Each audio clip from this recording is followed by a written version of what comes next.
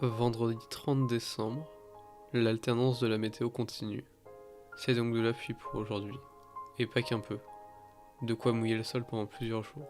Mais même par une pluie battante, et avec le vent qui continue de fouetter l'air de temps à autre, les oiseaux doivent quand même manger. Quelques espèces au citadins donc, mais les photos, clairement marquées par l'humidité de la pluie. Au site B, le constat n'est que peu meilleur. La pluie s'est au moins arrêtée pendant quelques instants. Les énormes flaques avaient alors, pour quelques secondes, la surface lisse et le niveau stable. Les oiseaux s'apercevaient de loin, ou tapis, dans les buissons. Ce n'était finalement que leurs cris qui trahissaient leur présence. Cela me rappelle d'ailleurs un oiseau, dont on n'a pas encore parlé, et qui a fait quelques apparitions aussi tard. De courtes et discrètes apparitions, avant de retourner bruyamment dans les buissons, où il est si à l'aise. Turdus merula est en effet le roi de la strate arbustive. En effet, dès son plus jeune âge, le merle est habitué à se cacher dans les buissons, car il sort du nid avant même de savoir voler. Ce nid est lui-même construit à une hauteur plutôt basse, dans des arbustes, en général épineux. S'il ne trouve pas d'arbustes adéquats, le merle se rabat alors sur des sites de construction plus exotiques, comme des arbres, du lierre ou des bâtiments. Le nid est un bol plutôt profond, constitué de débris végétaux, mousse, radicelles, brindilles, agglomérés avec de la boue, dans lequel des œufs de couleur bleue, caractéristiques, viendront être déposés. On y retrouve souvent aussi des matériaux artefactuels, comme du plastique, du papier ou de la ficelle. Le nom latin du merle signifie grive-merle. En effet, le merle appartient au même genre que la grive.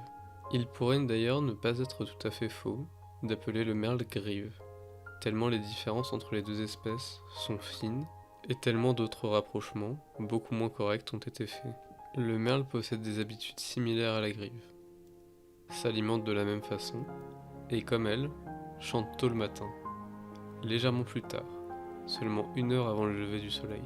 Mais son chant, plus sonore, est répété tout au long de la journée, et donc davantage entendu que celui de la grive. Car le merle est incroyablement territorial, et chasse ses rivaux sans répit. À la belle saison, cela donne d'ailleurs lieu à des combats spectaculaires, bien que surtout démonstratifs, les deux combattants en ressortant souvent indemnes. Hormis la défense du territoire, la seconde activité préférée du merle est la recherche de nourriture au sol, en grattant. Que ce soit dans la litière forestière ou dans les copeaux et la paille étendue dans le jardin, le merle prend un malin plaisir à tout retourner à la recherche de petits invertébrés. Il affectionne également les baies sauvages.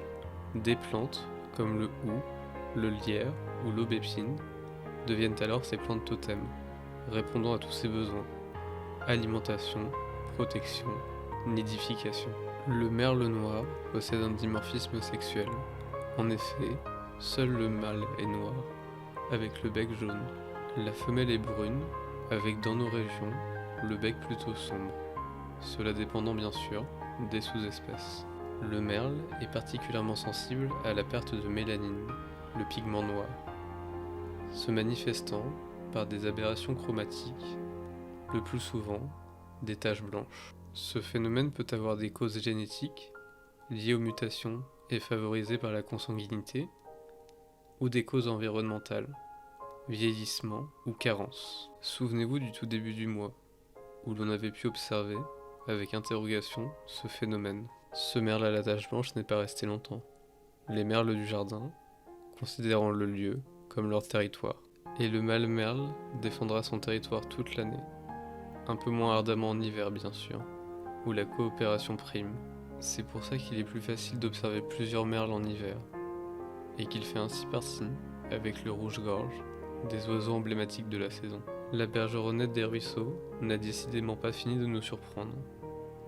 Elle se retrouve désormais même dans les bois.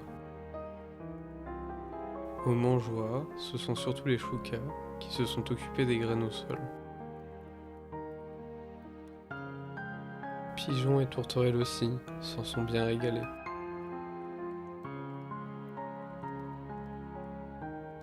Bien, Comme pour ce faisan qui traverse le chemin à pas de loup, il est temps pour nous de rentrer au chaud et de se dire à demain.